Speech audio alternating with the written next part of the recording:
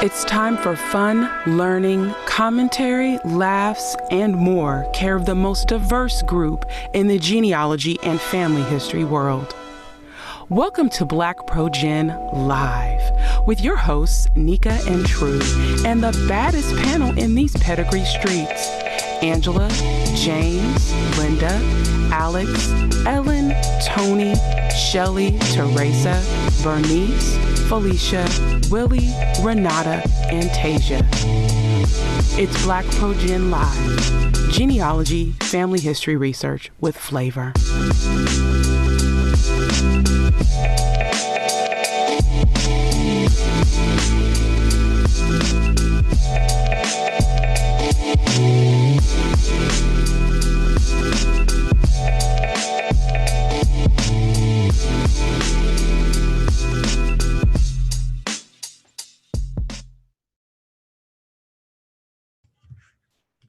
Good evening and welcome to BlackProGen Live, episode 98. Tonight's topic, what are terms of use and should we be concerned by them? What is legal when it comes to the use of genetic genealogy and law enforcement?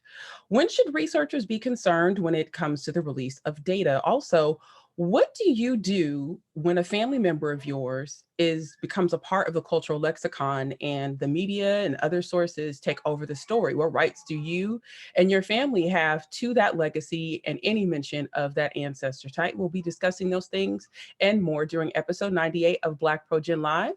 We'll tackle the law, genealogy, and staying safe as things change and update. Tonight's episode is formally titled, Is This Legal? Understanding the Law and Genealogy. Have a question or comment? Join the conversation now. Participate in the live chat on YouTube to the top right of the screen if you're watching on a computer, and at the bottom of the YouTube app on your mobile device. Also, feel free to weigh in on Twitter by tweeting us at BlackProGen or use the hashtag BlackProGen. Have you been like, man, I can't believe I missed that episode live. I need to set reminders. Well, here is your reminder to set reminders. All you need to do is head to my YouTube channel and click subscribe. Then you'll get a reminder each and every time we go live and anytime I upload anything. Also, feel free to check the upcoming live streams part of the page. Then that way you can get a reminder for the episodes that you are interested in particular. All right. We're quick introductions tonight. We actually have a full house here. We've got our almost grandmother in the house. She has been delayed a little bit because the baby is like, look, I'm not coming. I'm going to come when I feel like it. How are you doing? One grandma, almost grandma of two. Hello, everybody. I'm doing great, Nika. This is Renata Yarbrough Sanders of Newport News, Virginia, but coming to you tonight from Harlem, New York, where I am indeed waiting for my second grandchild to make an appearance. So glad to be here. Glad I could tune in. Yeah, you were on grandma watch. That's basically, we're gonna call it that. That's what it is. What day? How many of grandma watch? Today was day 6 of okay. Past due.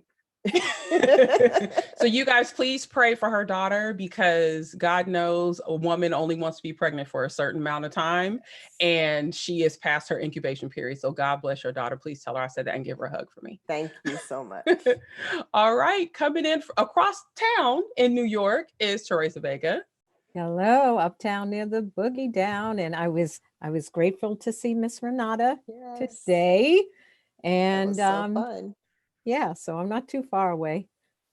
All right. There, and then we'll head a little bit further south down to Florida before we go up to our special guest for this evening, to our friend in genealogy, and Ellen Fernandez-Sacco. Hey, everybody. Ellen Fernandez-Sacco coming to you from Tampa, Florida. Yes, blue glasses tonight. True decided to wear, Ellen is representing the Democratic Party. Unfortunately, True is wearing red tonight. I'm sorry, True. You're a member of the Grand Old Party. My bad. You wore the red glasses tonight. Yeah, but we're just waiting on Jefferson County. Come on, Louisville 502. We need those votes because we are tight as a tick down here. But I'm excited to see Mr. Orlando. Yeah. Well, you know what? So the question is, true. It is election night. We've got two people who have their I voted stickers on. One of them, of course, is co-host True and Lewis, our esteemed, illustrious special guest for tonight's episode. Where do I start with Mr. Orlando? This is really full circle for BlackProGen Live. I just really have to say that before, I give him the floor for a second. Mr. Orlando Williams is the nephew of Claude Neal. And if you know anything about BlackProGen Live, especially during season 5, which is this season of the show, episode 83A and 83B were called Stories from the National Memorial for Peace and Justice. And it was when we took the time to research more than 50 people who were lynched in the United States in an effort to humanize them by tracing their family histories. And our Jen friend, colleague, sister, Ellen Fernandez-Sacco was the researcher who took on the case of Claude Neal. He's really a part of her heart and our hearts as well. And in the process of her doing that research, she found a descendant of Claude, his nephew, Orlando.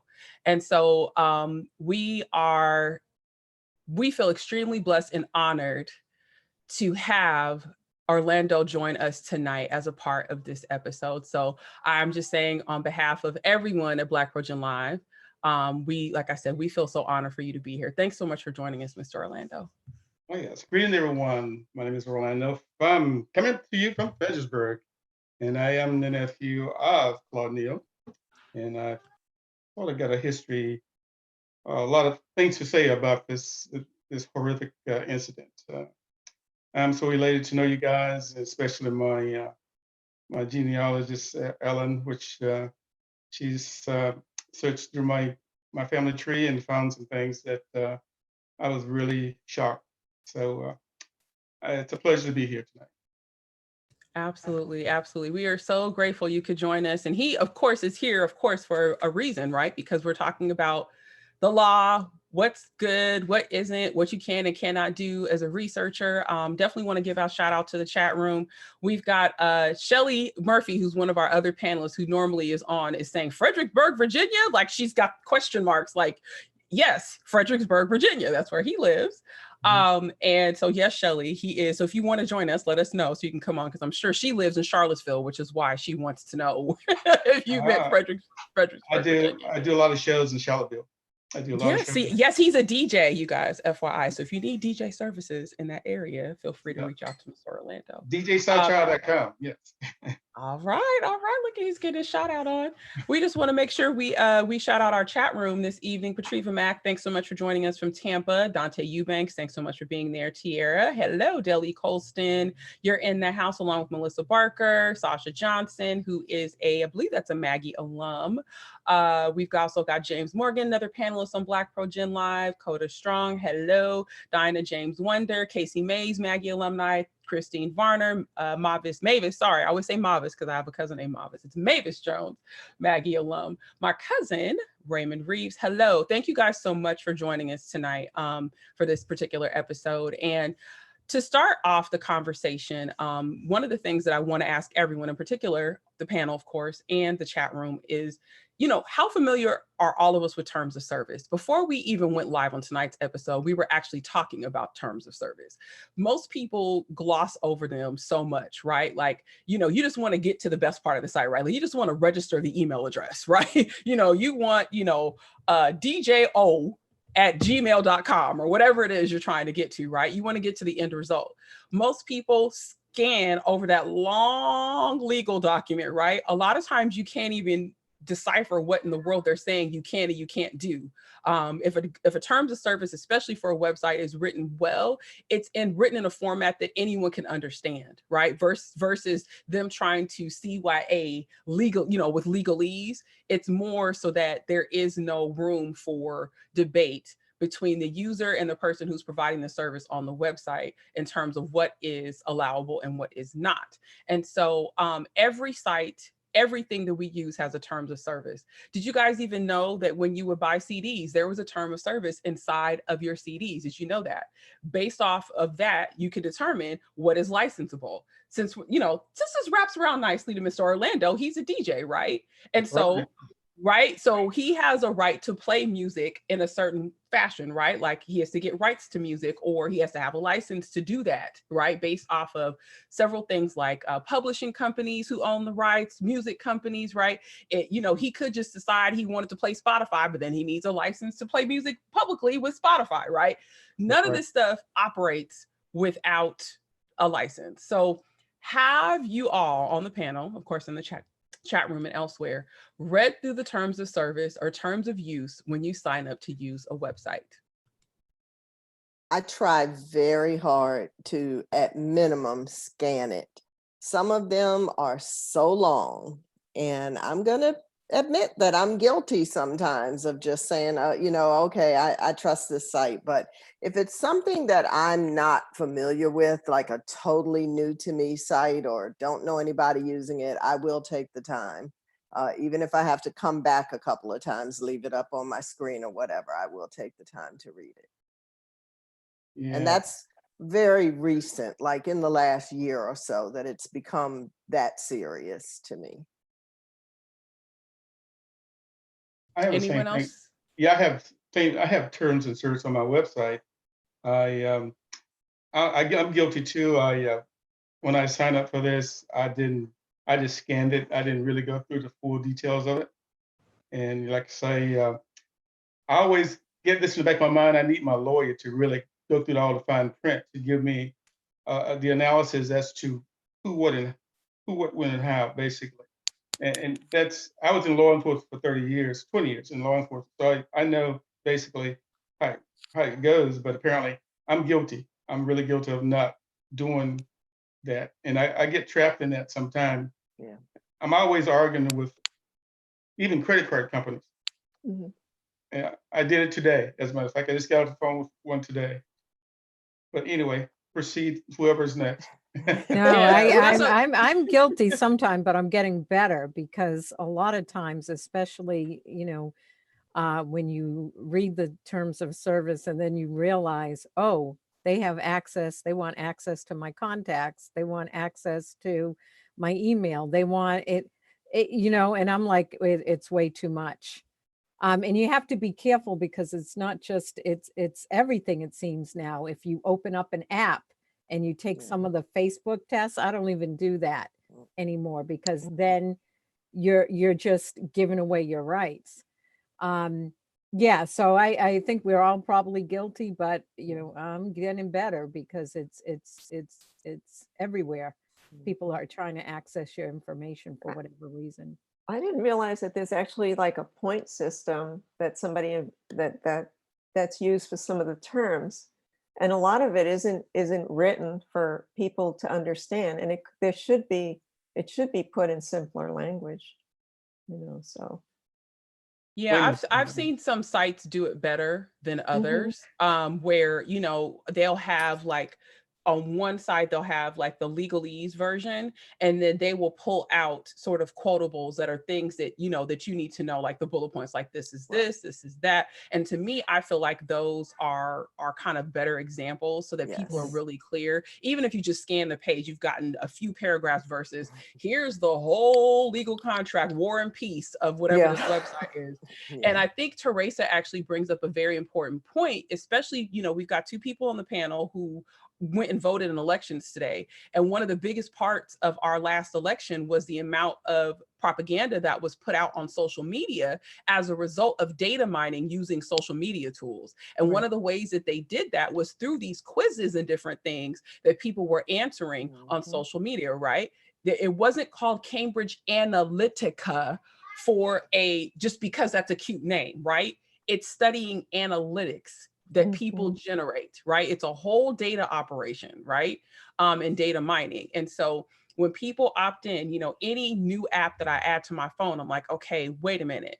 What am I giving away for this? Because I think the other thing is everyone is so excited because it's free, because people love free, but people are not realizing what you're agreeing to in the process of it being free. It's never free. It's never free. There's always a cost associated. So what are some of the things you guys have found when you have actually gone through the terms of service for stuff? And here's the thing, I think Mr. Orlando brings up a very important point as well. Most businesses have a terms of use or terms of service. For him as a DJ, right, is you're going to pay the deposit by this time. You're going to finish paying me by this time. I agree to show up by this time. You're going to maybe have a table for me. He might bring his own table. It doesn't matter. You know, if you have a lighting charge, right, you got a lighting package. I'm going to bring these lights. We're going to agree on the color by this day, right? The only reason why I know this is because I'm usually at the wedding with him. I'm just taking the pictures. And I usually store my bag underneath his table because that's a safe place that I know nobody's going to trip off of if I do stuff. So what are some of the things you guys have read that may be surprising in terms of service and stuff on websites? Well, it's not so surprising, but somebody already mentioned that sometimes the terms of service will tell you that they have the right to share your information with a third party or, you know, with their affiliates and things. So I guess that doesn't surprise me, but it is one of the things that often will make me turn away and say, I don't really need this when I see that. Sometimes it's access to your friends list if you're on social media, your contacts, your friends list. Sometimes it's your pictures. What was the app a couple of months ago? The one that aged you that everybody was. Oh yeah, that's my Russian troll company. Yeah. And it was you were given away. People thought it was so cute, and then you read the terms of service, and you're giving away so much more, and you don't even realize it. And most of them is selling your data. You know, that's often like the point for them that they use. So. And well, how extensive that is. I mean, I don't know what the limits, you know, where's the boundary? Well, and there kind of isn't one, because what I think tech did is tech made it so that this constant data mining, like, it's so insidious and so like so under the radar, right? Like one easy way that a lot of tech companies get data on people and where they're going is location services on your phone, right? Like, I have all of mine shut up. I'm like, why do you need to know where I'm at if I'm not using the app, Google Maps? You know, like, why do you need to know where I am? But that is, you know, and they had to get smarter because, you know, the cell phone companies could be sued because here it is, you're tracking me and I don't know. So what do? They put a little carrot up at the top of the phone so that you know, okay, your location services is on. And when that's on for me and I see it, I'm like, what app is tracking my location? Like, why is it there? Something else that's also dangerous with that, especially location, is if you leave it on for your photos, people can geolocate where the pictures were taken. Right. Let me say The that again, metadata, because I don't think people realize there's a thing, and we talked about it on this show. We covered it during the photography episode where I talk about metadata of pictures, right? Every time a photo is taken, it's hard coded with information, right? So here I have this memory card sitting on my computer, a little 16 gigabyte card, right? You're probably, this is huge. Well, this is the kind of card my camera takes. Card A, have it labeled because of weddings, right? You don't want to rewrite over something you already took. Wow. Anywho, so this card has pictures that I've taken, and based on what I have my camera set on in terms of the day and the time, it will hard code those images. Your cell phone is the same way. But the difference that a phone has is that because this is, you know, we literally carry these things around with us all over the place, your pictures can also be tagged with your precise location. So if you are an iPhone user or Android user and you notice that a location has been added to your photos, like the city that you're sitting in, I highly suggest that you remove that information, especially if you have children or something else. If you're showing something on social media, I don't want to assume that your friends are going to come and rob your house, right? But still, right? My son is getting it in the hallway. Of course, he had to cut up 2 episodes before 100, just deciding he wants to dance in the hallway because it's cute. Gosh, help me, Jesus. Anywho. Wow. So your pictures are geolocated, you guys. And if someone gets that photo, they literally can pinpoint where it was taken, even down to feet. Okay. So I suggest turning off the location identification for your pictures. I highly suggest that. And I highly suggest being very mindful of, you know, what applications or apps use your location, because young people are using these apps and using these things and not realizing that they're providing an extra layer of access to people. Even when you do things like tag your location as where you are on social media, right? Like, let's say you go to Disneyland. Well, if your profile is open to the public, or you have someone who's kind of nefarious as a friend, they know you're out of town if you don't live in Florida, right? So that's a perfect opportunity to go by your house and do whatever you want to do. And we're not even talking about the tech companies, right? I've completely moved off of that. So you've got that, right? And we can't say that the level of access has increased, because they used to tell you when folks were out of town in the newspaper.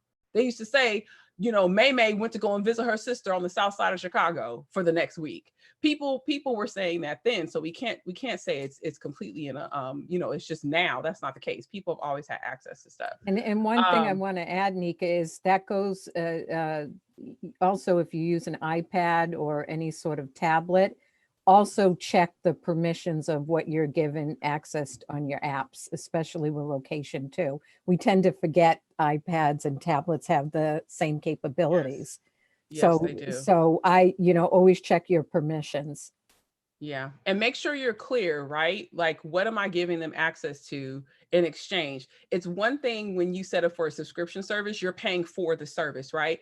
This is how they circumvented subscription fees, you guys. They've made stuff free, but in exchange for us giving them access, unfettered access to us, that's the exchange, versus I'm spending $10 a month for Gmail. Well, no, it's free. Well, what are you doing with the service that you're providing me that's free, right? There's a reason why there's predictive text in your emails now on Gmail, is because they have plenty of years of experience looking at your emails when you're not in there, and they see, probability says, 3 times out of 5, that if you say, okay, talk to, we can put on you soon. And that's exactly what the person wanted to have on the email.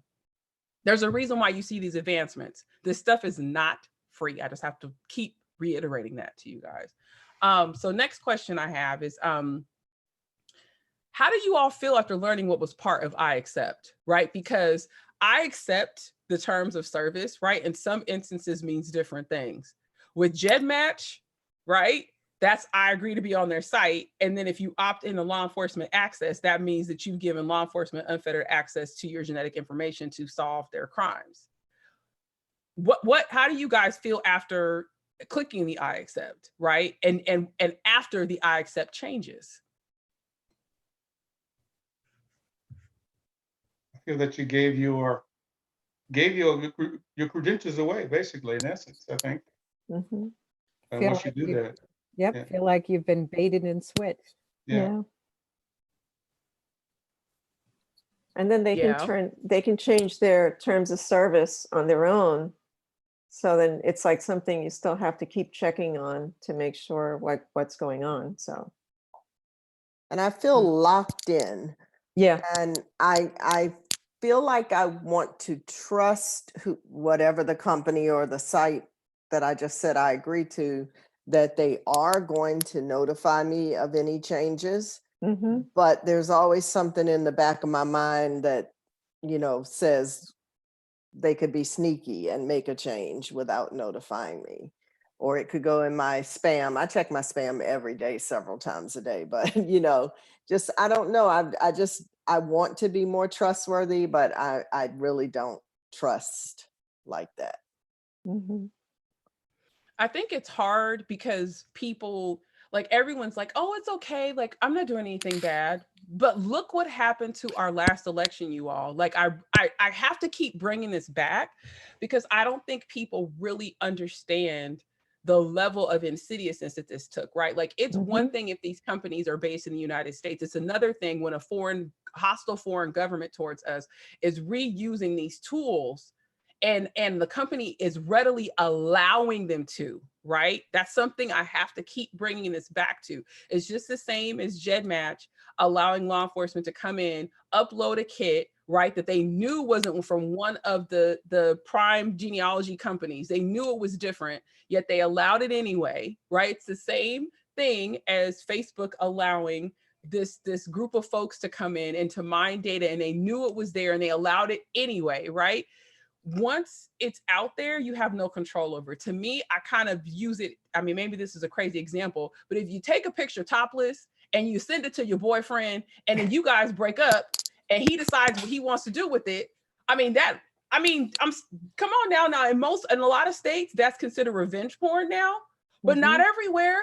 So once it leaves, the picture is taken and you have no control over it, that literally is how our data is now, you guys. So it is kind of like a jail almost, Renata, because it's like, do I have Stockholm syndrome? Do I have Stockholm syndrome because I don't want to leave, right? So let's talk about let's bring Mr. Orlando into the conversation more, because as we were talking about these things, right, of course we're admonishing to you all, read your terms of service, be clear on what is kosher and what isn't. Something else we need to consider as well is terms of service also revolve around your use of images on websites, right? Are you clear about the terms of service for downloading images and using them from Ancestry? Because what people don't realize, they'll say, well, the census that's a government-owned document. Well, actually, no, that scan that you used and that you downloaded from Ancestry, that technically is copyrighted by Ancestry because they scanned it or they licensed the rights to the scan, and they can control that image. Same for Family Search. That stuff is copywritten, right? It's under their copyright. Same thing with Genealogy Bank. So if you go and you post something up, publish it in a book, do whatever you're going to do, you are taking the risk, if you are not familiar with the terms of service for that site, of being sued for copyright infringement. It's the same thing. It makes me laugh when people put videos up with popular songs. They put, I do not own the rights to this music, right? Like, do you still put the video up, right? And so people's accounts are getting taken down all the time over copyright violations because these businesses now, I hope you guys realize this. I don't want to sound like so but I really want people to understand this. They have, like, Prince was the GOAT. He was the greatest of all time for DMCA takedowns, meaning Digital Media Copyright Act takedowns of people posting his videos and his music on websites.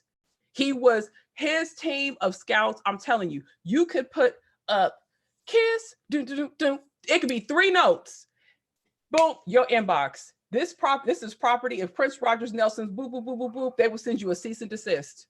Now they have whole companies that exist that literally can look at the chord structures of the audio file that you uploaded and can say that that is something that is under their purview. That's how detailed this stuff is now, you guys. So be careful. That's all I'm going to say is be careful. All right.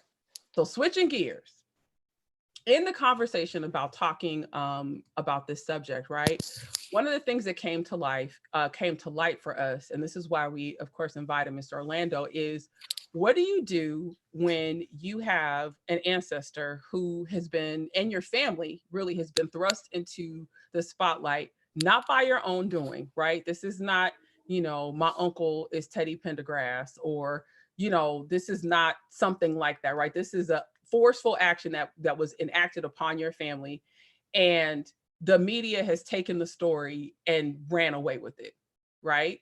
And so let's talk about that scenario, right? Let's talk about life rights and what happens when your ancestor is made notable or famous. Mr. Orlando, can you kind of give us a bird's eye view into how this is manifesting in your family with the story of what tragically happened to your uncle?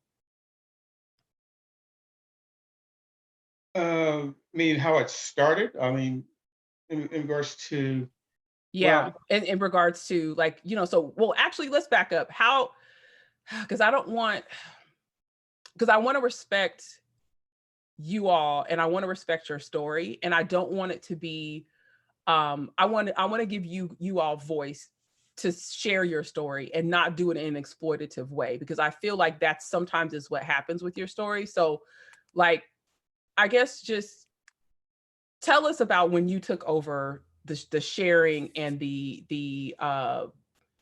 maintenance of the legacy of your uncle, right? I think you said that was around like 1986 when you kind of got everything. right, I started in 1986 when it was during 1986 when my cousin, my uncle, my mother's brother was killed in Detroit in a ditch. I guess he was doing construction work. They brought him home to a place called Caryville, Florida. That's where they buried him at. And all the kids was there, and they was basically so elated with me being there and everything. They start talking about Claude Neal, the brother of my uncle, and one thing led to another. There was a book that was published, a transcript that's published in Marianna, and I got a copy of it. And from that point on, I started doing investigation. I talked to lawyers here in Virginia. I talked to lawyers all over the United States. And granted, I hit a brick wall in some cases, but I got the eye of Tampa Bay, the Tampa Bay Times, and the Florida Gazette, I think it were. And I got I think there's Northeastern University. They was interested in the story. Florida State University was interested in the story. And there's another gentleman from New York. He was interested in the story. He came down and did a photo op of me, took all kind of information, testimonials, information from me during that time. He spent the whole day with me, from the guy from New York. The same thing, Ben Montgomery from Tampa Bay Times, he came down and did the same thing, did a story. And from that point on, he started doing investigation, went to Marianna and did his own investigation as to what happened, what took place there. The first thing I did basically was I bought about 40 of the books, 40 of them. The Anatomy of a Lynching, The Killing of Claude Neal. I sent them to various family members, and I sent them to various lawyers, because a lot of lawyers don't want to buy the book themselves. They don't want to. I had to furnish the book to them, and a lot of them didn't give the book back. So from that point on, the Tampa Bay Times got involved in it, and we went back and forth and trying to build the story. They came to my family union during 2012, so that Northeastern University came to our family union that I hosted there in Marianna, and they was very shocked to see what was going on there. And from that point on, I spent a lot of time trying to share this story with the United States and the world in regards to this incident. There were several times I did some investigation on how the Japanese got around the statute of limitation in regards to the 2 years it was held in the Mojave Desert. And I got that information, got the transcript on that. Then I went to get a transcript on Rosewood, and I got the information on that. I even called their lawyer to see how they got around the statute of limitation as well. And I asked them, would they be interested in my story? And they said no, because I guess they started my story. There was probably about 9 or 10 years they was involved on that story. So they didn't want another story of that magnitude. So it's ended, and basically up until this point, when I heard in 2018, my cousin called me and told me that, did you know about PBS had published a documentary on your uncle? I said, no. And then I started contacting people. I contacted Ben Montgomery. Then I contacted the gentleman. His name is the guy that did it. I think Ellen knows his name. I don't want to know his name because I'm pissed off really bit with him. He and I got into a heated argument because he was a hometown kid there. He grew up there in that town, same as I did. Then he went and started doing a story on it. Basically, I think Claude Neal's daughter didn't want him to do anything because I was working on the story as well. Because she gave me permission to do it, of course. And then I talked to various families because my mother's dad had 12 kids. Most of them was boys. So I talked to most of the siblings, of course, of the kids, and they was very in on what I was doing. They was very so elated as to what I was doing on this. But once I got the news that this guy was trying to do a documentary, and I called him about it. I left a message for him, told him that he should cease on this because he didn't get my permission, or nor did he get Alame. Her name is Alame Neal Smith. That was Claude Neal's daughter. She died last year, but I told Alame's daughter, Alame's mother, her name is Josie, I think it is. Before she died about 10 years ago, I told her I would bring her close to this case, and hopefully that we can get some monetary values from it for her pain and suffering. And she really thanked me, and I told my family about it as well. All my family told about it, and they was really thanking me for taking this task on. But once again, I just been hit brick walls after brick walls because of it's all about money. Everybody wants money basically to start this.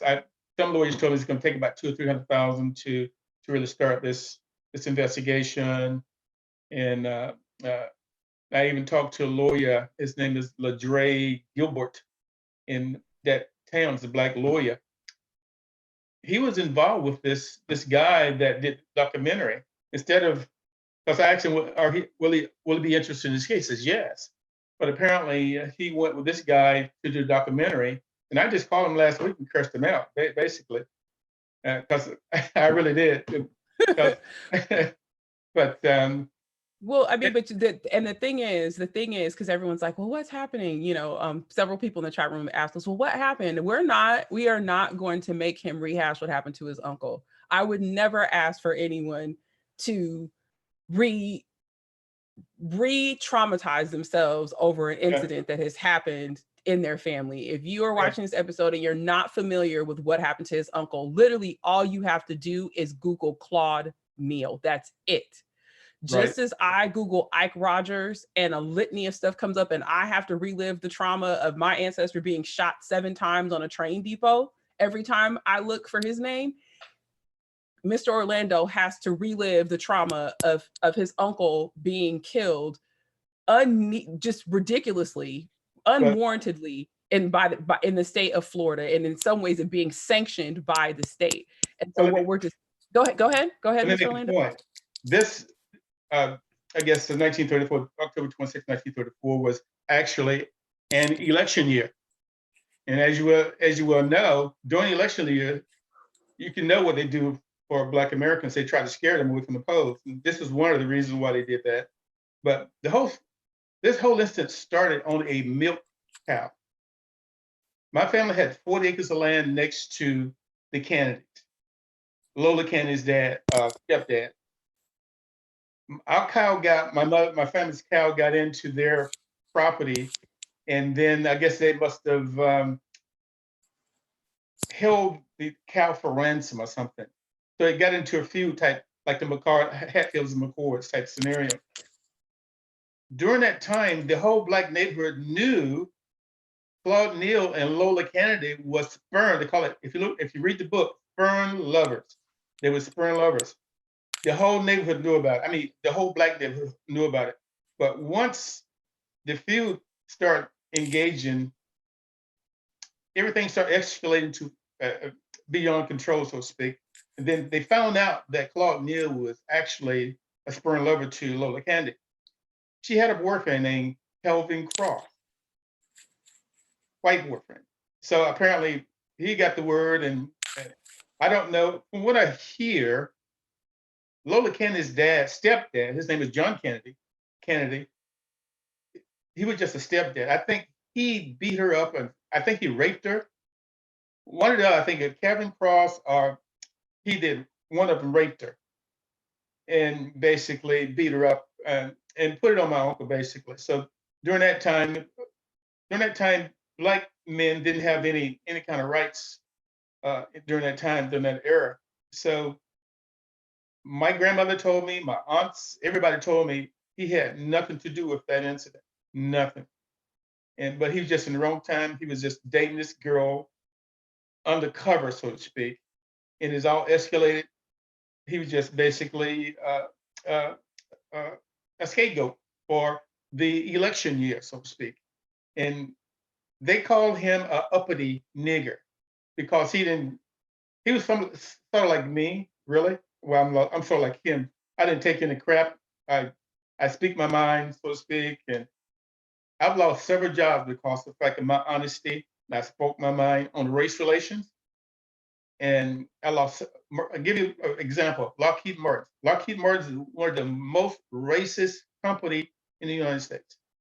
I worked for them for about 2 years, and there was a racial incident took place, and I exposed them as a whistleblower, and naturally they terminated him. But anyway, getting back to my uncle, basically, all of my family had to flee that area. They changed the name from Neal to Smith. Most of them ended up in Donaldsonville, Georgia.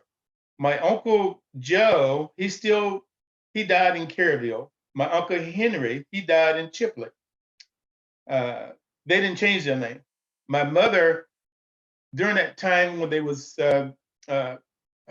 killing chasing blacks during that time after they had killed Claude Neal, no one could be related to Claude Neal. So everybody, they scattered all over the place. My mother ended up in Port St. Joe, Florida, where my sister and I was born.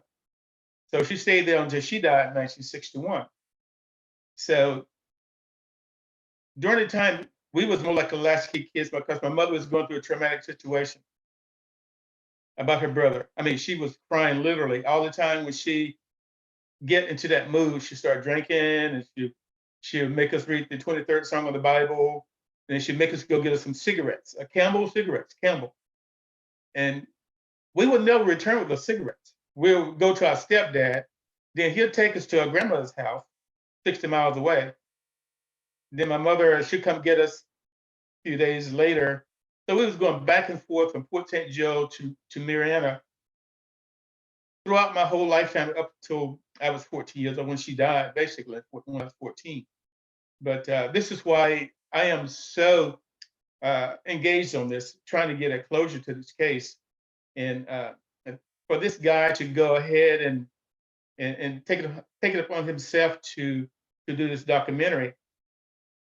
If he had included me into this documentary, then I would say, yeah, okay, let's do it. But apparently he left me out of it. And that's why I'm angry right now. Well, and to bring it back full circle for everyone, right? You just allowed us into the space of what it was like to grow up in a family that suffered residual effects, right? There's no way that having something so traumatic happen was not going to reverberate into future generations, either one way or another. It doesn't matter, right? And so because you have that, that's what reinvigorates you as a descendant of Mr. Neal to make sure that his story is told accurately and is told from the perspective of your family, because you suffered this trauma, not by your own doing, but as a result of what other folks chose to inflict on you. And the reason why this is important within the context of the law is Claude Neal's family has a right to tell his story. But what has happened is that the media, filmmakers, people have run away with this story, and they have not yielded to his family to give them the opportunity to tell the story. And this is not just an instance in this particular case. Don't isolate this to what has happened to Mr. Neal's family, what has happened to Mr. Orlando's family, right? There are several tangible examples of this that we have seen in the news. Like we've talked about it on this show. June 20th, you can go to WBUR, and it talks about how the descendants of the Louis Aziz, who was commissioned to take photos of Renty and his daughter Delia for Harvard, and the images ended up at Harvard University, how Delia and Renty's descendants have sued Harvard and have come together with the photographer's descendants to request that Harvard stop using their ancestors for profit, putting them on the covers of a conference booklet, right? Any of those things, right? Profiting from the images of their ancestors while enslaved. And the average person may say, well, the slaves didn't have any rights because they weren't people, where their descendants are people and they do have rights. They do have a right to control the narrative about their ancestors, right? Here's another scenario. Dolomite Is My Name just came out on Netflix. A couple months before it aired, Rudy Ray Moore's daughter came out and said that here she is on welfare while Netflix and Eddie Murphy and everyone else are profiting off the story of her father. Where is her input on this story and what they choose to share and what they don't? And some people may say, well, this is kind of water under the bridge, because if legal rights were signed away, there's really nothing you could do. Some of this is home training, but some of it is not. And so this means that there should be a larger conversation happens, not just for ancestors who are notable, even for unfortunate means, like we're talking here with Mr. Neal, but any ancestor you have that has a story, right? There's a thing called life rights, right?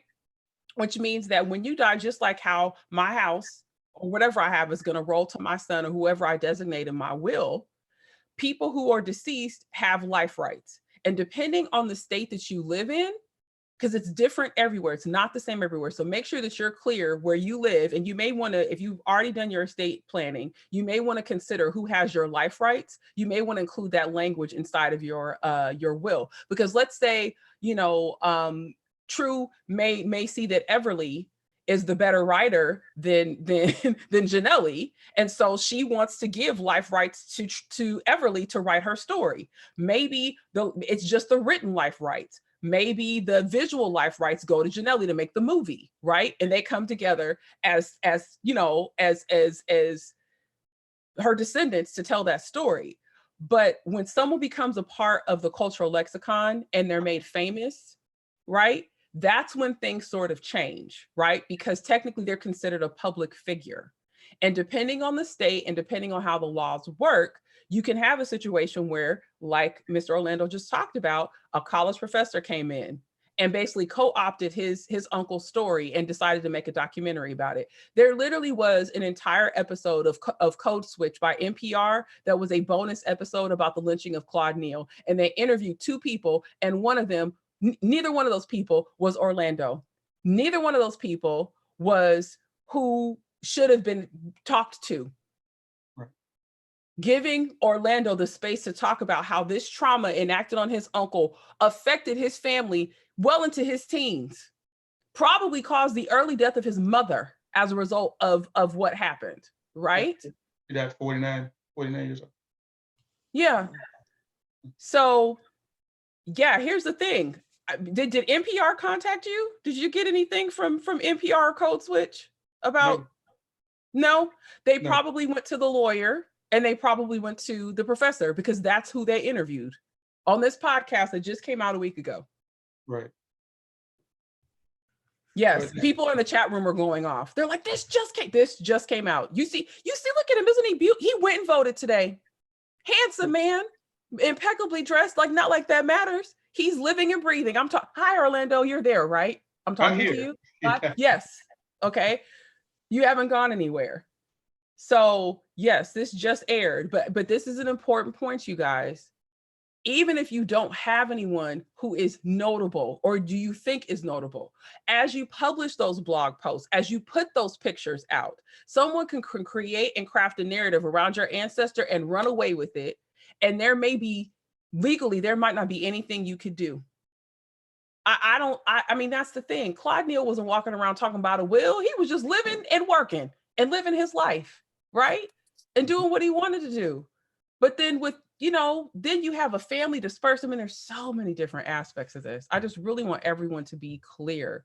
What recourse are you taking, Mr. Orlando, to take control back of the narrative around your uncle? Like, what are the actions that you're trying to take so that your family, is given back control of his story? Well, I talked to a lawyer in Fort Lauderdale last week, and they looked at it. It took them 2 days to investigate it, what they're going to do about it. And they came back and says, okay, for us to move forward with this, we need a retainer, $2,000. And we'll move forward on it and see basically what can we get from this incident. So I have not responded to him. I just basically reached out to other lawyers, waiting on phone calls from other lawyers to respond back to me, but apparently I haven't heard from them yet. And I'm just looking for someone that knows somebody that knows somebody that knows somebody that can intervene here and move forward on this. Because I'm not going to pay $2,000 for them to investigate it. It says, okay, oh yeah, we need another 2,000, and it's gonna go on and on and on. It's just gonna milk me dry, so to speak, trying to milk me for their own personal gains, and I just can't see that at this point. Well, Yeah. and then there's an extra element of this, right? Because one thing is being moral about allowing and giving your family space to tell the story, right? Or to be involved in the telling of the story. Because that's, we don't want to say, oh, I mean, it's very well possible you guys have everything you need to tell his story, right, in an accurate way. But there may be somebody who has more resources and different things available, right, to help you tell the story versus erasing you completely from the narrative and saying that we don't care what you have to say when you've had to live with the trauma and the aftermath of this incident for however many years, right? And there's also a part of this that is the justice aspect, right? So it's the telling of the story, giving us space and agency to do that and to define it on our terms. It's also the justice aspect of it, of the fact that your family had to abandon their land and their property and everything that they had as a result of an incident that they did not cause, right? So there's the justice aspect of that. There's the reparational aspect of that, right? And so what's happening now in our society is that the reparational part, right? People are bundling both of those together. The agency to tell the story, yes, the media will come. The reparational aspects, it's a plaque. Can you talk about what it feels like to have experienced this entire set of trauma and the only piece of atonement and agency you are being given is a plaque? Right. I just talked to Northeastern University yesterday. They're the one that came to my family union 2012. And I told them, what do you want out of it? I says, well, we need reparation, compensatory damages, basically. And I didn't hear from them since. I just called them yesterday to find out what happened. They didn't send me a letter or anything. Says, I'm sorry, we can't move forward on this because of it's beyond our scope. We're going to just basically give her a plaque or whatever. And I haven't heard from them. I called them yesterday, basically. But again, there's no response from them as of today. How does it, for the panel, I really want to wrap you guys in. How does it, now that you're hearing this experience, right? This is coming back full circle for us, right? Because we all got emotionally connected to Mr. Claude Neal as a result of the research and what was presented on the show. So for me, I'm real fired up and mad about this. How do you all feel, right? Because he's in some ways, he's our ancestor by default because we learned so much about him through this process.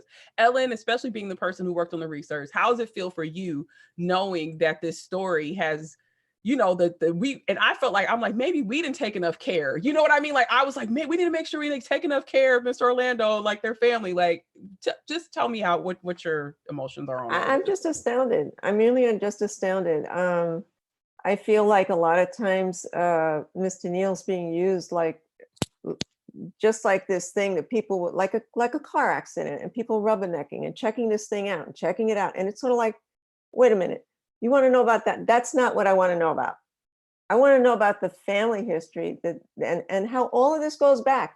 It goes back, and we're still dealing with the fallout from slavery. We're still dealing with the history of Florida. We're still dealing of a legal system that finds every other way to create all of these gaps and all of these holes so that there isn't any kind of justice at the time. Like they created gaps in records.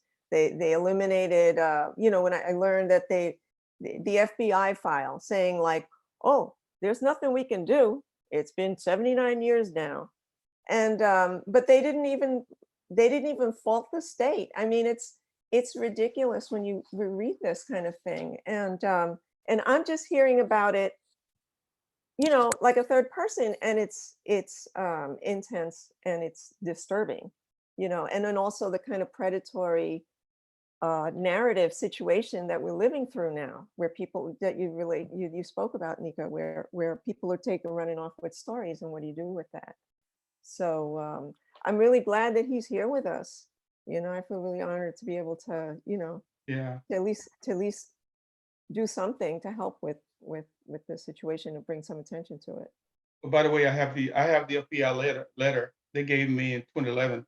They came to my house and basically knocked on my door and says, "Mr. Williams?" I said, "Yes." He says, "Well, we got a letter for you." I says, "Okay, what does it entail?" He says, "Well, according to our investigation, this case is non-prosecutable." I says, "What are you talking about? Non-prosecutable?" He says, "Well, there's nobody living." I says, "Excuse me, Yeah, you're did, there. didn't the state of Florida allow this to happen? If you read everything, the documentation, James McGurven, I talked to him personally before he died in 2011. He told me he went there to that town, investigated.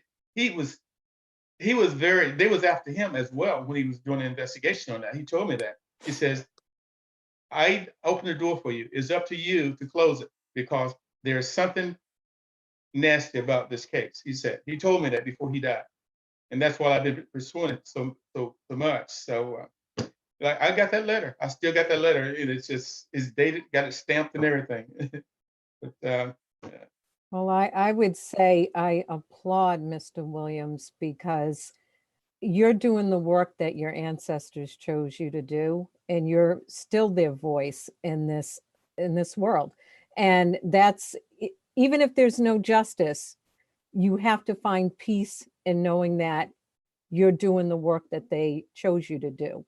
And people know me on this panel.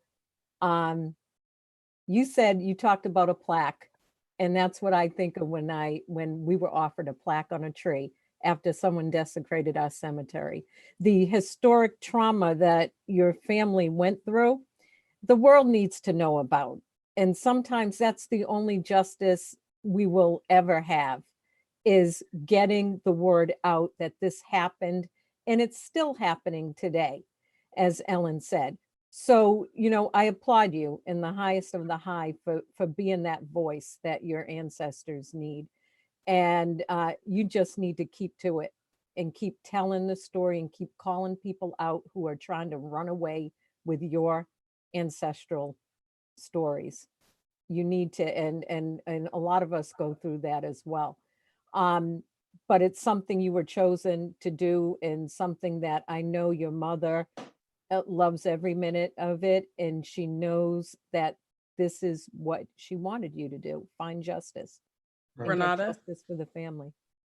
Renata. Yeah, my feelings really mimic Theresa's, and I just, the thought was in my mind that, quote, "the wheels of justice turn slowly."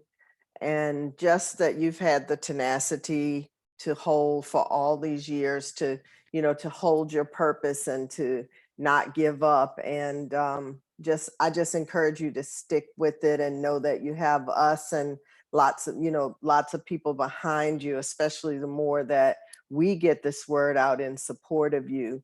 And to just not give up and stick and just believe that the end is going to justify all the work that you've done on behalf of your family. Right. Thank you. Yeah. True. Everybody said everything. Yeah. But yeah, I just think that if, your uncle was here, he'd say, well, he'd be saying, well done, nephew. So I know on behalf of my family and granddaddy Ike, I know I would want the same thing for everybody here, doing the same thing for him. So that's why we're all here. And I'm just glad that you just came and were able to, speak your story and tell our viewers again about what happened and everything that they need to be mindful of as well. So I just can't thank you enough for that. Your presence alone speaks for itself. So I just want to add, Appreciate Mr. it. Williams, that maybe your story and everything that you've gone through should be the book that you write. yeah, Okay, about how it feels to have everybody running away and your family. So maybe Yeah. that's the way you need to do it, is tell your truth and in your words, and how it felt to be a witness to other people running with your story who have no connection that you have. Right. That's good. Very good.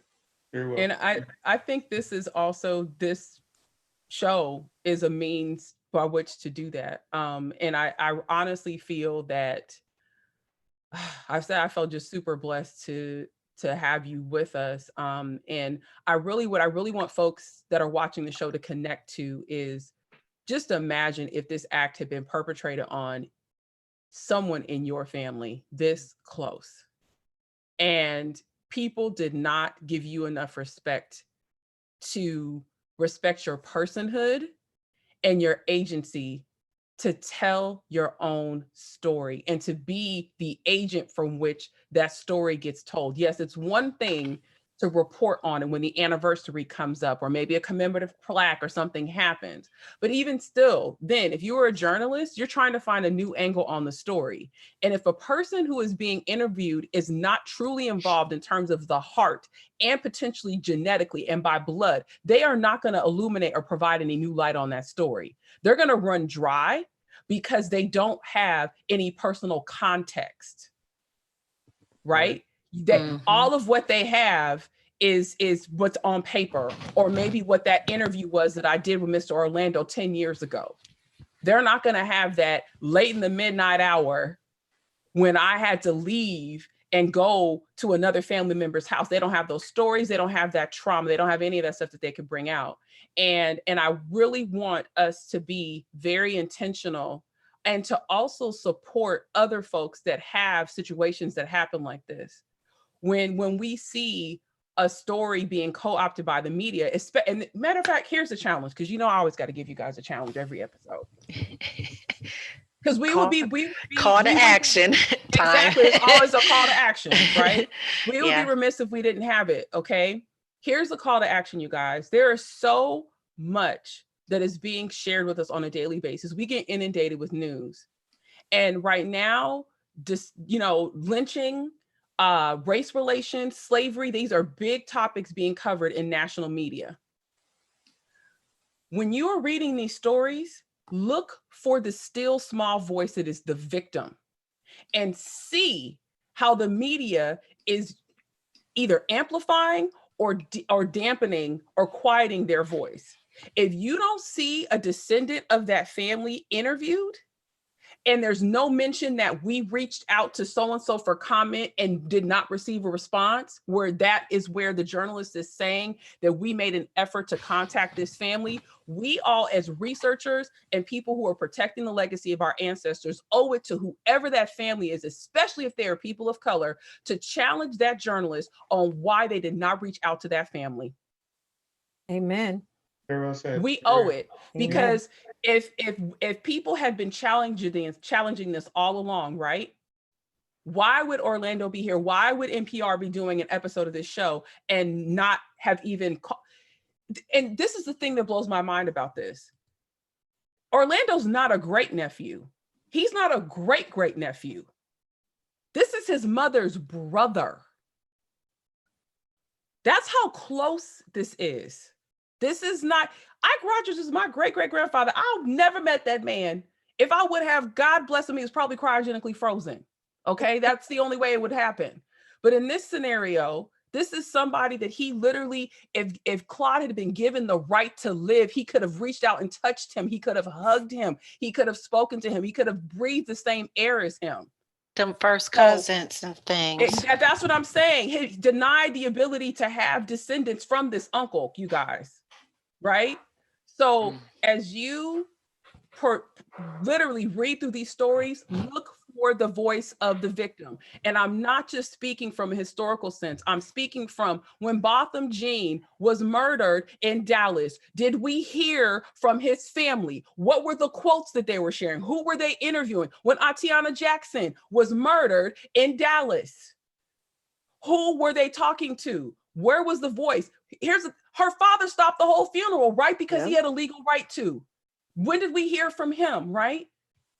So we really need to, I'm telling you guys, this is our call to action. If no one else in the world is going to make sure that the voices of the victim is amplified and included, it can be us. Because you know what happens, you guys, as much as people talk about fake news, this and that, the historical record is preserved in the media. What are we going back and reading when we're trying to get accounts on what was going on at a given point in time? We're going back to newspapers. We're going back to magazines. We're going back to websites.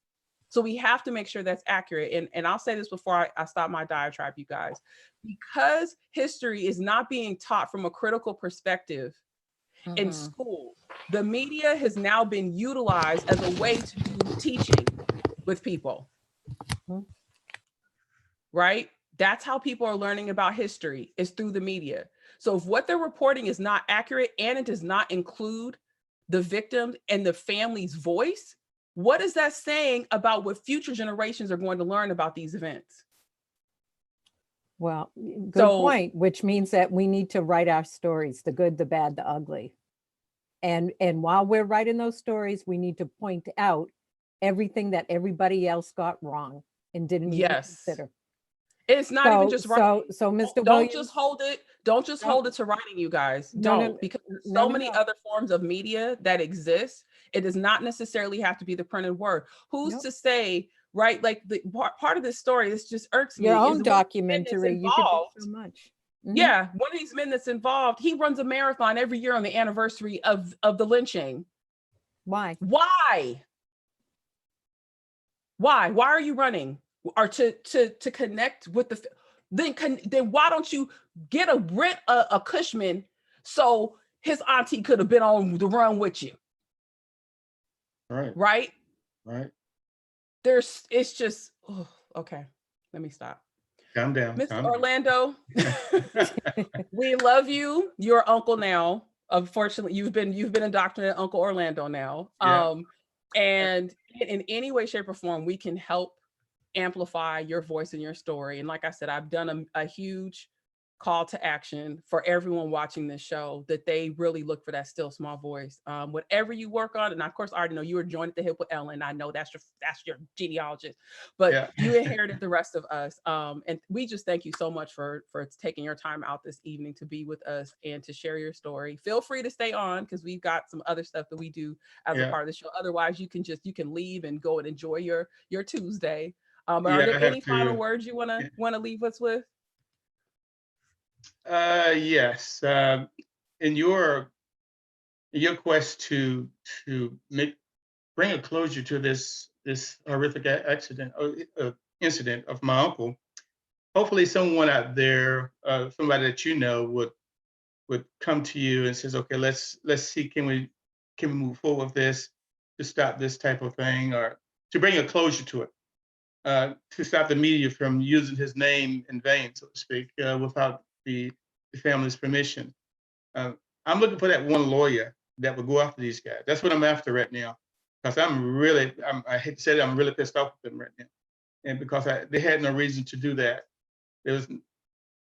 I didn't give them permission, nor Claude Neal's daughter gave them permission to do that. So I'm looking for someone, a lawyer, to give me some guidance as to what can I do? How can we move forward to stop this? Or it's already been done now. So we got to go after them to, if they made money from it, they have to share it or give it all back, whatever.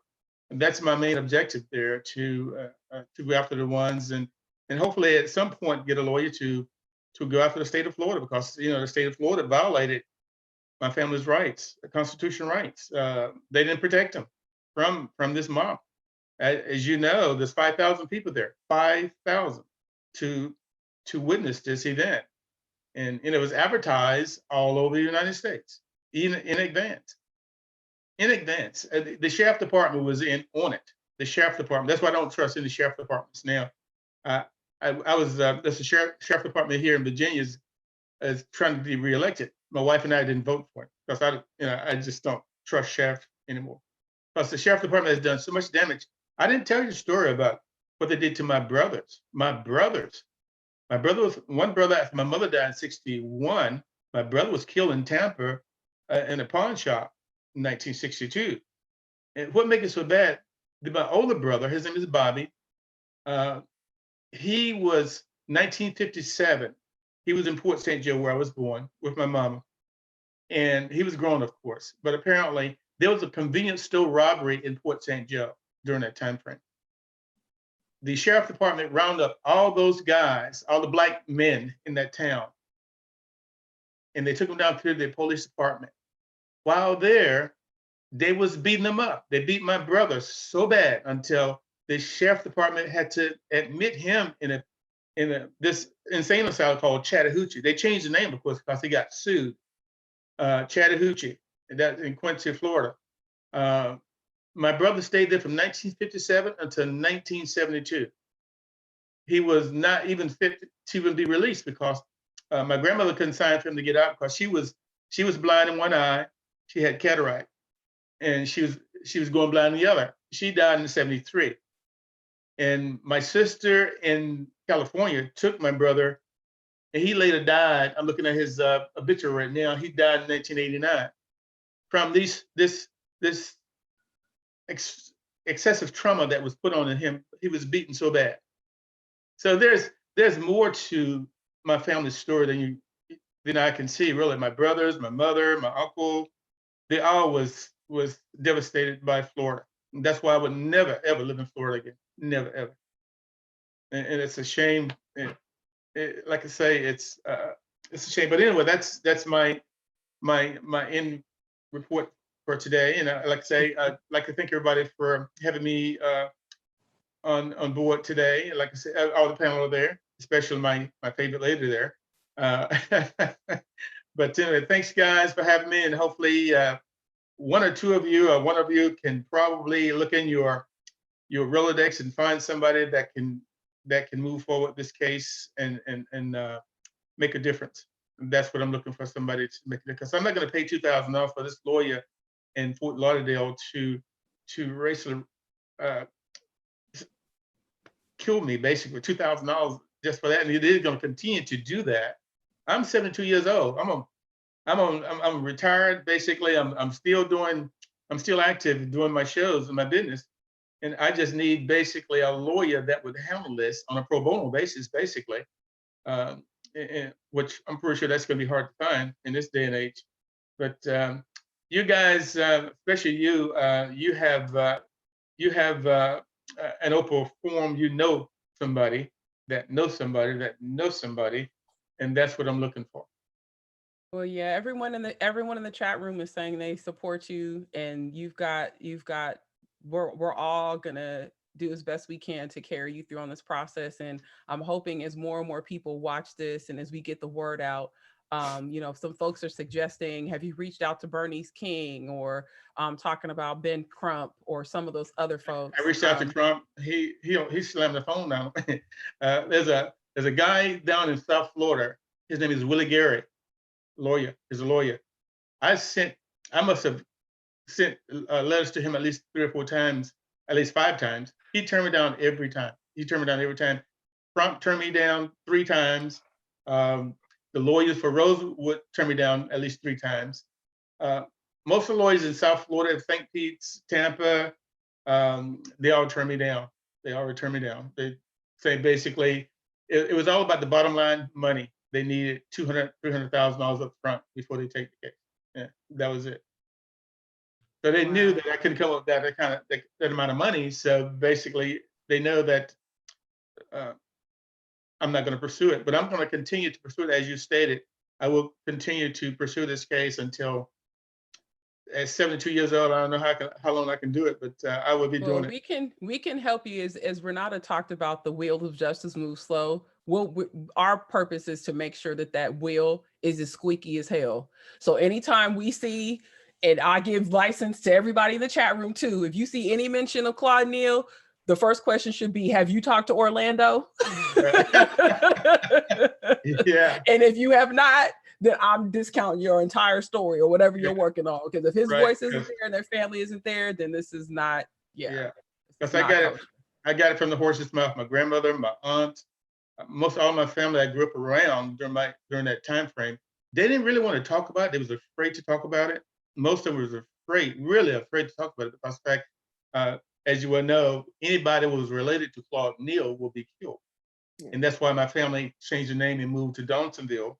And my uncle Joe moved to Caryville, and my other uncle moved to Chipley, and my mother moved to Fort St. Joe. So, and a lot of other families moved to out the other, call it Cottondale.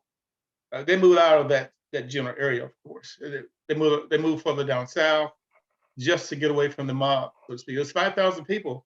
I saw that transcript on that. They had a video on how they was chasing black men through the streets after this incident.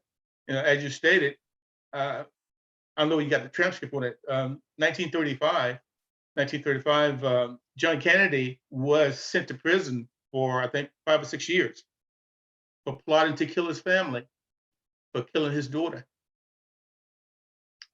The same daughter that my uncle was supposed to have killed.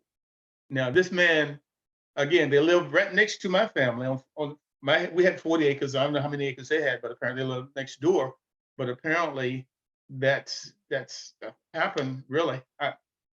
I know just about everything on this case, what I was told. So anybody else telling another story is not true, because I got it firsthand, because I grew up around this case, in this case, because my grandmother and them, they talked about it all the time. They was afraid to talk about it on the outside, but they talked about it inside the house as to how Claude Neal basically was romancing this woman, and the whole neighborhood knew about it, and he shouldn't be doing that, but apparently he did. But it is what it is. But you know, the whole case was about they call it a watch ring. If you read the book, a watch ring where, you know, the old pocket watch, the ring, there's the stem that came out the watch, and they found that was his, when in fact that particular watch was very popular during that time. The pocket watch they used, I mean, every day. They didn't have rich watches during that time. They had pocket watches, and that was almost the same type of watch that everybody used. That pocket watch, same brand. So anyway, like I said, there's Well, more. we've got your back, and I We'll know put feelers out for you for lawyers. yeah, We'll put we're gonna see feelers what we out. can find, and Yeah. we'll connect Ellen, and folks are bringing up some good suggestions in the chat room in terms of resources and stuff like that. Sounds But good. I know your time is short, and we wanna definitely keep you in our thoughts and our prayers, and as well as our active radar, Claude radar. In fact, I feel like I think I set up alerts for Google News for Right. anyone that we mentioned on the episode, so that whenever a new story or something comes out, I get an email about it. So I'm going to Right. go back and double check to make sure that I have Claude Right. set up, and I would highly suggest the rest of the panel do that. Did you read page 82? I think 81, 82. Did you read that? No, Right. I'll read it. Then, Okay. If you read that page, you'll see basically during the time they was cutting off his anatomy parts and everything, all he did was says, "Dear kind sir, does anyone have a cigarette?" That's when he was cutting off his anatomy parts and stuffing it in his mouth. He asked him for a cigarette. That was on page 81 or 82. Yeah. But anyway, have a good night, Wow. everybody. Have a good night, you guys. Right. Thank Bye-bye. you, Mr. Orlando. Sure. Bye-bye. Yes, chat room has been flying for this episode. There's a lot of comments, great comments in the chat room. I just want to share with everyone. Dante Eubanks says, Mr. Williams, you have a right to be pissed. It's your family story / legacy to share at your specific time, specified time. It's not up for sale, as there is no price the public can provide for reparations. Absolutely. Folks, Adele Colson suggests sometimes law school clinics take on interesting and groundbreaking cases. Perhaps a Florida law school has a constitutional law clinic. That's a suggestion from Dale. That's a great suggestion. Let's see. Sarang Morong says, I was given CBS a side eye on the Tubman story until the segment interviewed descendants. The descendants know their history, but the media tends to seek a white representative. I think that often happens. Very, very true. People are considering the call to action Our friend Regina Calloway says, whatever I can do in providing research, administrative, or advocacy support of Mr. Williams, please count me in. Much respect. Folks are saying, please go back to episode 83B where we, Ellen detailed in detail what happened. And Orlando was still so calm in relaying those details to us tonight, which oh my gosh, I don't know how he was able to do that without being emotional about it. But I think people say the same thing about us talking about traumatic stuff, like about slavery, and how we're able to talk about it kind of in like a third person perspective. People say that a lot too. You all feel free to check out the Code Switch episode if you want to. I read the transcript just because it hurt my heart that they didn't reach out to his family. Yeah. I tweeted them the link to this live that we're doing tonight to make sure that they know and they heard the voice of his family. I don't know if an intern is going to check it or not. I don't care, but we just have to keep at the forefront of our mind that it doesn't matter if somebody in your family is notable or not. Outlets will take your family story and run and not have any regard for what you all feel or think. And that's the other thing. Your trauma is being monetized again, right? Think about that. Your trauma was monetized at the beginning because they sold postcards of your death. Right. And now your trauma is being remonetized through your descendants, through erasing them out of the story so that you can sell more papers, get more listens, whatever. And you're not, with no lack of regard for the descendants. Ellen, what were you going to say before we get into Ask Mariah? I just want to say, if you want to understand the kind of larger context of it, I did a long blog post on Mr. Williams, and there's also a video on there. There's the episode, and there's Carol Anderson. I said, if you want to know about what happened, then watch Carol Anderson explain that. I'm not going to go through that. What I tried to do was just to try to give an overview of his family history going back in the state. Yeah. Anything else anyone else want to care to say? I'm going to go ahead and pull the link up for Ellen's blog post while I do that. True. Anything you want to chime in, Theresa? I think we're good. I just stress that you have to stay involved and be in control of your narrative as much as possible. And if it's not you, if it's somebody else's family, it still could be yours. And I know we said that a lot tonight. And I don't remember if it was the granddaughter of Renty and his daughter, how we keep saying we're just like being enslaved over and over again with this.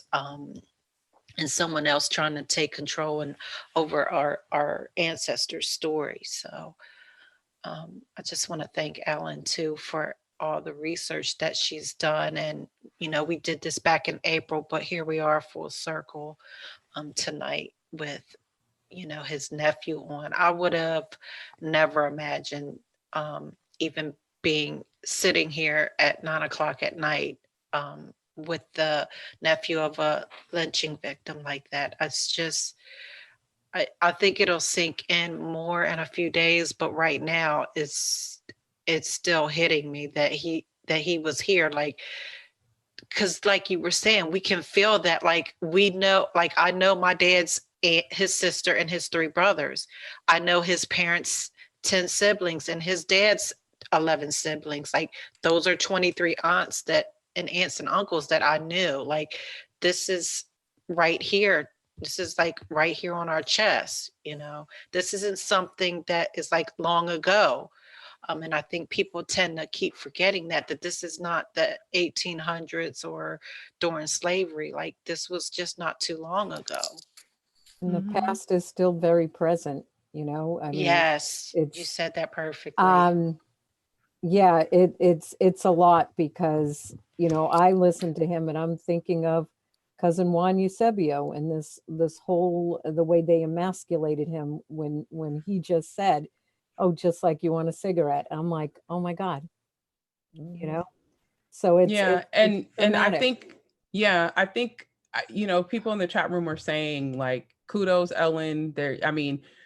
I can't say enough, and this is why I made sure I gave the platform to the folks that did the research on the lynching victims. This was not a reveal that was cute and cuddly for us. we knew that we had to do this work in order to change the narrative for these families and to give them something, because their trauma has been monetized and made a spectacle on more than one occasion. And so, Ellen, thank you so much for being brave enough to do the research. I think True is right in saying that she feels like it's going to take her some days to kind of process how full circle this went for all of us. But I just feel grateful, you know, and I don't have expectations on any other researcher or any other show to do what we do, which is why we're doing it. So, you know, this, I always tell people this, for the folks that are involved in the show, we are not here for profit. We are not here to rake in the dollars. That is not what we exist for. This is our purpose. And that's why we're able to do the hard work and the hard work when it comes to telling history. And that's the best policy to have. You don't leave out, you don't dot the I's and cross the T's when you operate from that perspective.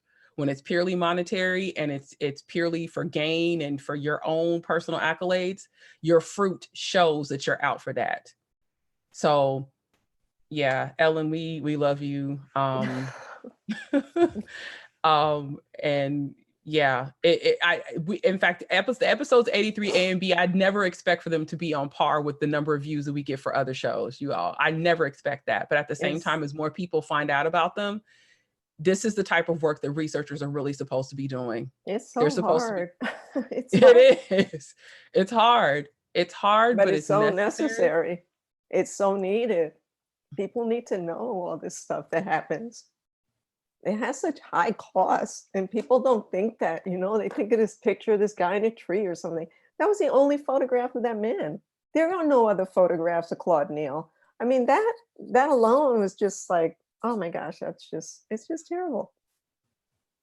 I just read a post earlier. I didn't have time to put it up, but there were a lot of African soldiers in World War I, and no one told their stories. They just buried them in this big hole, I guess, somewhere. And I'm trying to keep up with the story now because it's coming out and on TV in England, but it's not shown here. But just the article alone just was like, why did I have to see that right before we're about to come on this episode? Like, those are a whole generation of people's lives that are just like gone and unaccounted for. And, you know, Miss Angela does a good job when she does the colored troops. Like, it doesn't have to be your ancestor. Like, all of us have blogged about other people's ancestors and their lives. Like, I reserve space on my blog just for that.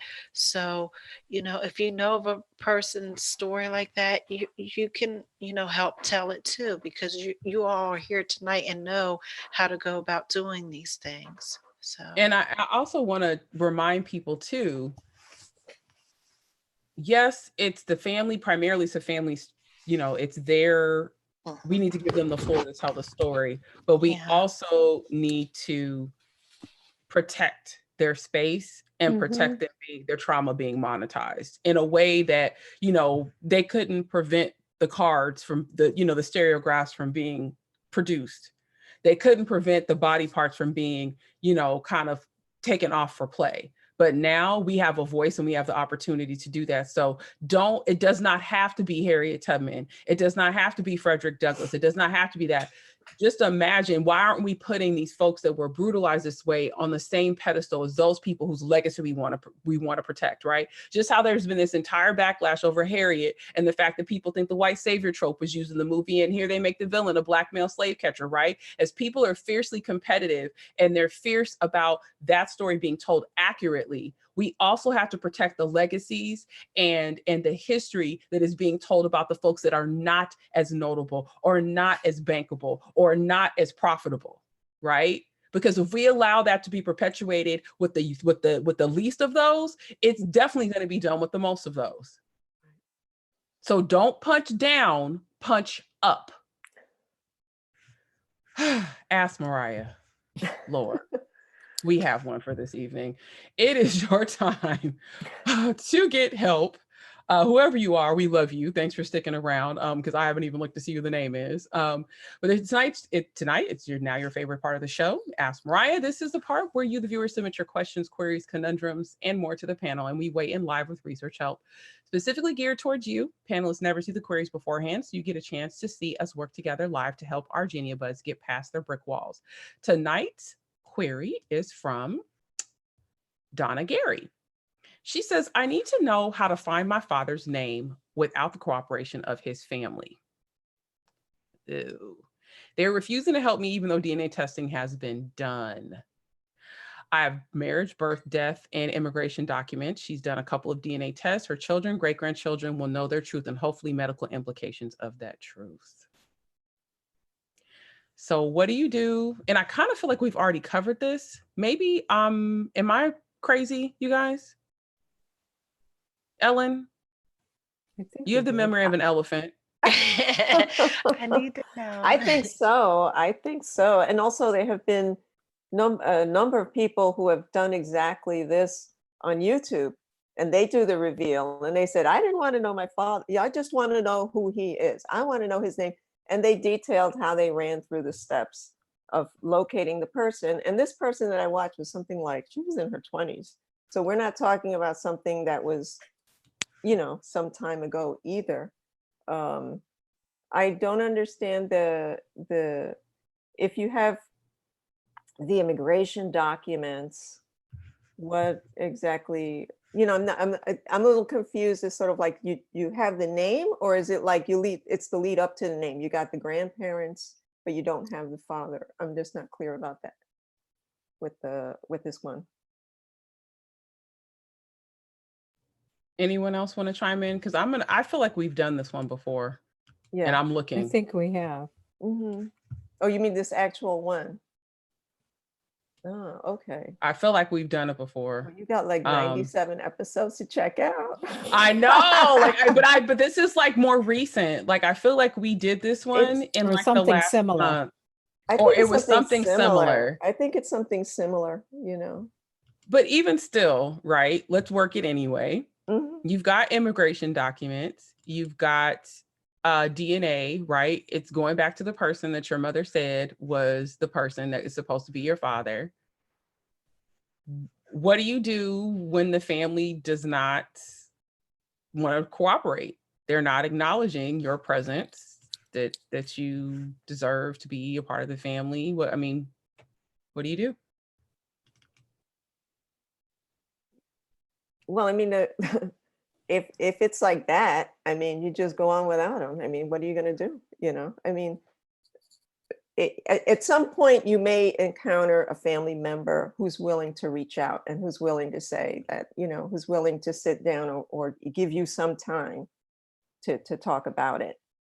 But if you don't, I still think you just move ahead. I mean, you can bypass everything. If you got some money, hire a private investigator, and you'll have that in like a day, if just a matter of hours, because that's something that they're very skilled at doing, and that's basically what most people want. It's just sort of like, I want to know where this person is. I want to know who this is, and they get the information. But if that's not your situation, you have a bunch of databases. I mean, you can blow like $12 on an IntelliSearch search or something. I mean, it's not completely impossible to do, But we already doing that, and it kind of feels like the shoe's on the other foot. Like, at what space are they supposed to be giving them, Right. that person?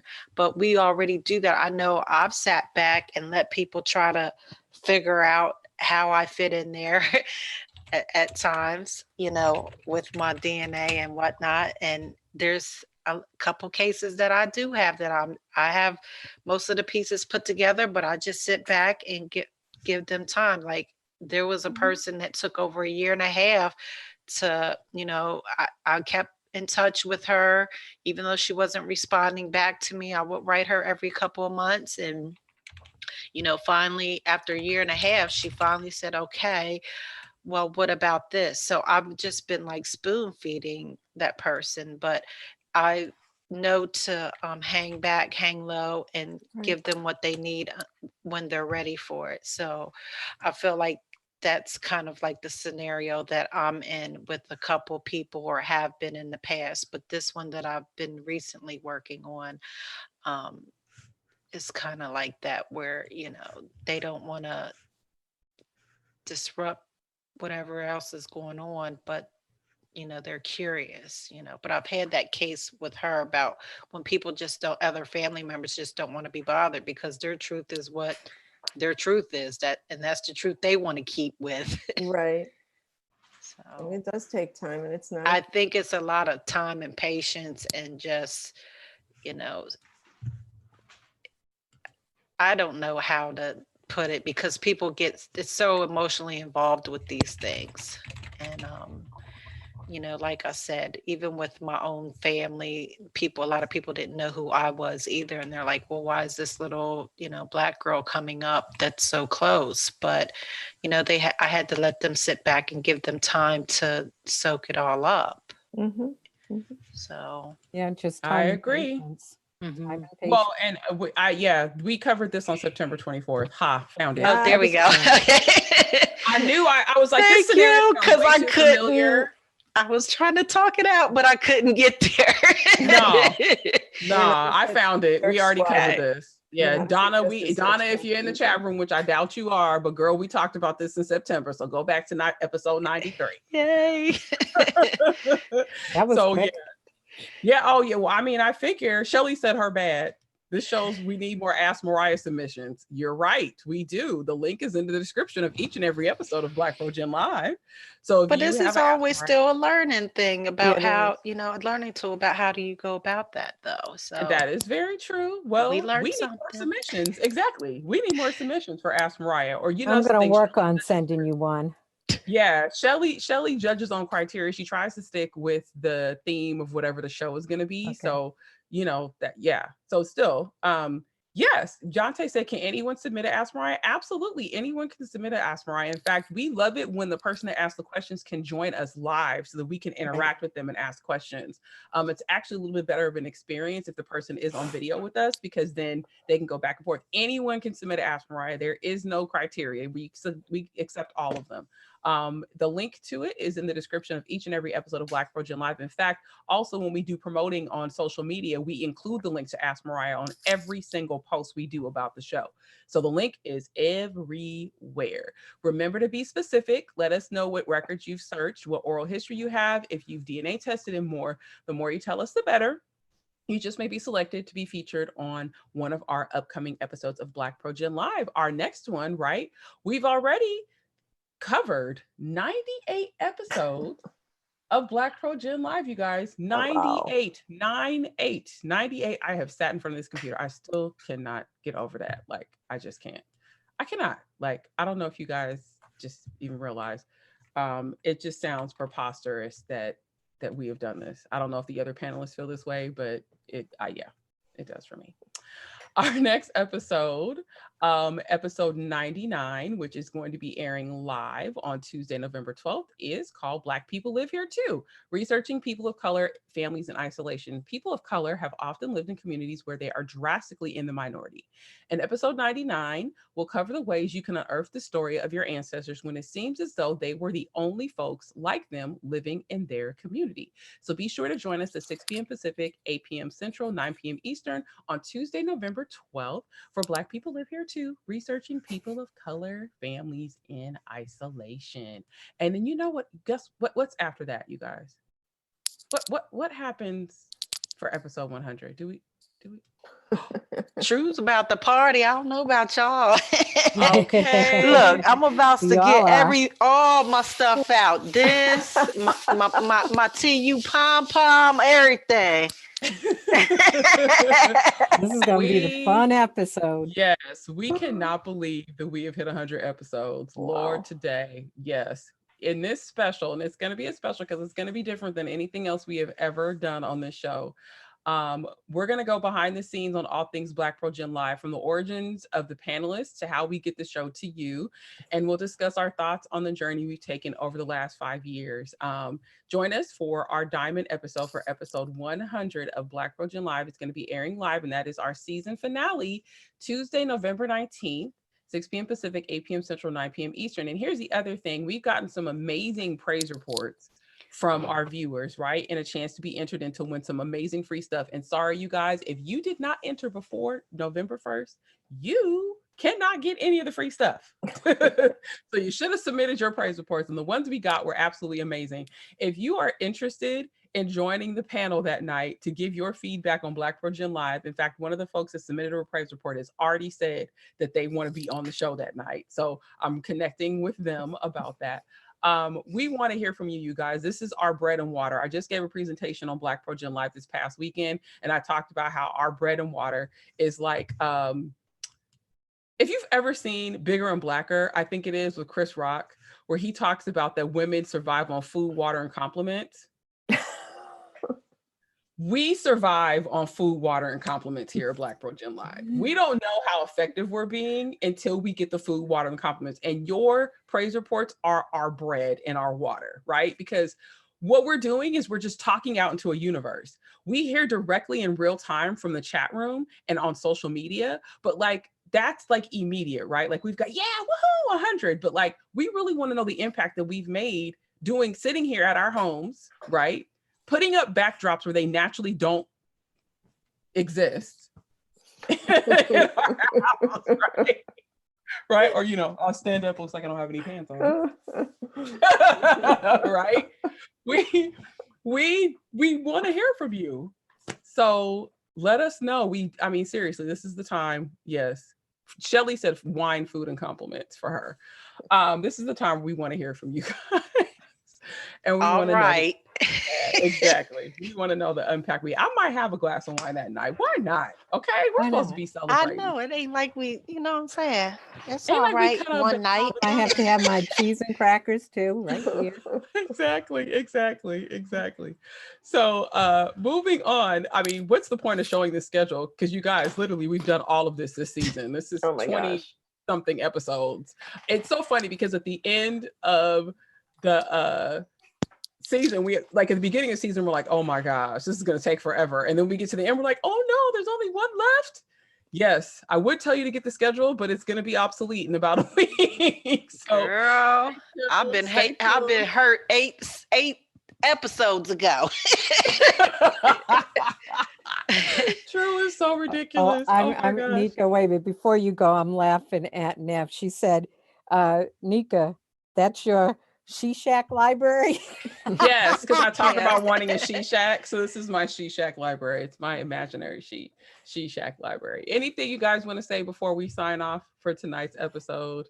True, Chu-Ann, I yield the floor to you. I'm good. I think that this was a special episode, and I think it was just perfect for what we did back in April with 83 A and B, and then for